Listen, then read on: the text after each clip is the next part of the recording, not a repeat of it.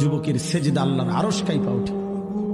নওজোয়ান সেজদা দিলে আল্লাহ আরশে আজিম থেকে বলে, যুবক তুই আমারে সেজদা দিলি, যা ওয়াদা দিলাম হাসরের ময়দান আমি তোরে আমার আরশের ছায়া দেব।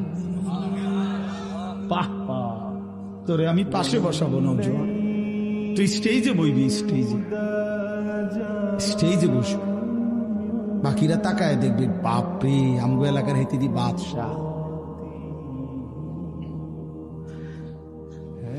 আল্লাহ তৌফিক দান করুন। চলেন এই আয়াতগুলোর তর্জমা বলি, শুধু তর্জমা। আল্লাহ তাআলা বলেন, কাল্লা ইদা দুক্কাতিল আরদু দাক্কান দাক্কা। বান্দা শুনো, যত লাফালাফি ফালাফালি করো মনে রাখো তুমিও একদিন থাকবা না, পৃথিবীও একদিন থাকবে না। এই গোটা জমিন আমি আল্লাহ। আজকে এশার নামাজ পর্যন্ত নামাজ শেষ হয়ে গেছে না? 5 ওয়াক্ত নামাজ শেষ হয়েছে না আজকে? কত ভাই তো এখনো আছো এখানে, একটা নামাজও পড়ো নাই। হায় মুসলমান, কেন সেজদা করলা না? ইয়া আইয়ুহাল ইনসান মা গাররাকা বিরাব্বিকাল কারীম। আল্লাহ বলে, বান্দা আমার মতো দয়ালু মনিব থেকে কে রে তোরে আলাদা করে দিল? মা গাররাকা, আরে বান্দা আমার থেকে কেন আলাদা হলি? আমি কি অপরাধ করেছি? সারাদিন আসমানে আলো দিয়ে আমি অন্যায় করছি? আজ আবার রাতের বেলা ঘুমের পরিবেশের জন্য অন্ধকার করে দিয়ে আমি অপরাধ করছি? মা গাররাক, এই যুবক, তোমার কাছে তোমার মালিক অপরাধ কি করছে বল না বেটা, বল। কেন সেজদা করলি না ভাইয়া? আল্লাহ তোমার কাছে কি অন্যায়টা করছে? কি অন্যায়, কি না দিছে মালিক? মা গাররাকা বিরাব্বিকাল কারীম, এটা আল্লাহর ডাক। আল্লাহ বলেন, বান্দা কে রে তোরে আমার থেকে আলাদা করল? কেন রে তুই আমারে ছাড়লি?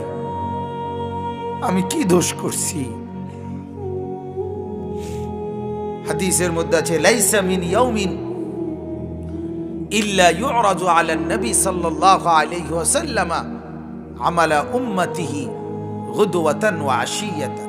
শোনো যুবক, আল্লাহর নবী বলেন প্রতিদিন 2 বার, সকালে একবার সন্ধ্যায় একবার, আমার উম্মতের আমল আমি রাসূলের সামনে ফেরেশতারা পেশ করে। হায় হায়, নবীর সামনে তোমার নাম উচ্চারণ হয়, ফেরেশতা বলে, ইয়া রাসূলুল্লাহ একটা সিজদা দেয় নাই, একটা সিজদা, একটা সিজদা দেয় নাই। আল্লাহর নবী তখন বলে, হায় আমার উম্মত, আমার 23টা বছরের দিবানিশির এই মেহনতের কোনো কদর করলি না?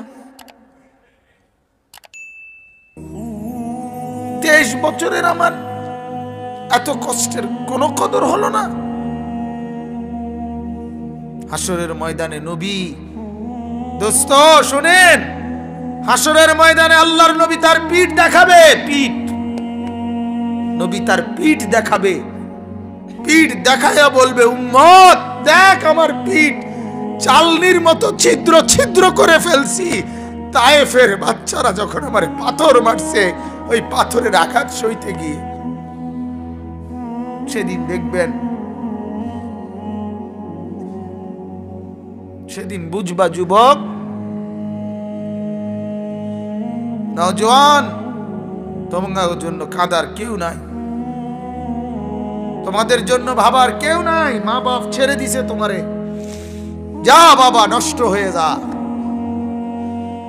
আহা, মোবাইলের হাতে ছেড়ে দিছে তোমারে, নষ্ট বন্ধুদের হাতে ছেড়ে দিছে তোমারে, যা বাবা পেটের ভুক লাগলে ভাত খাইয়ে যাইস, বাকি টাইম নষ্ট হয়ে যা। অভিভাবক ছেড়ে দিছে সন্তানকে। দুপুর বেলা বের হইছে, রাত 10টা পর্যন্ত, কারো কোনো পেরেশানি নাই মা বাবার। ছেলেটা কি হচ্ছে, কার সাথে উঠতেছে, বসতেছে, খাইতেছে, চলতেছে, কারো কোনো পেরেশানি নেই। এভাবে জিন্দেগি চলে না বাজার, এভাবে জিন্দেগি চলে না। এজন্য আল্লাহ তাআলা প্রতিদিন ডাকে, আমার বান্দা আমি কি অপরাধ করেছি।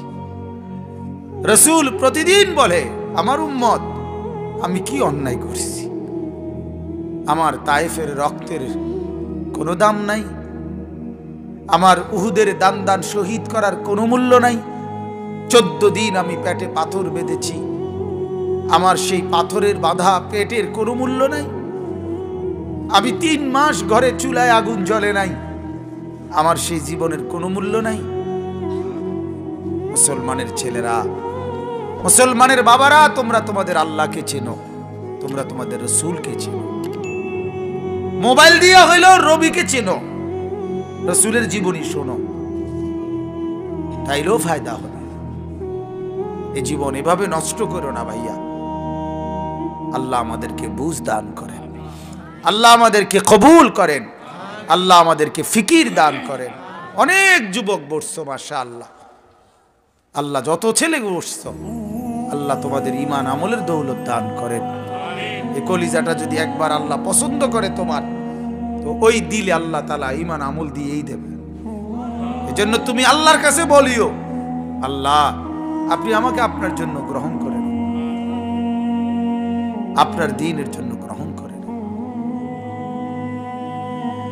চলেন আমি যে আয়াত পড়ছি, এই আয়াতে আল্লাহ তাআলা বলেন,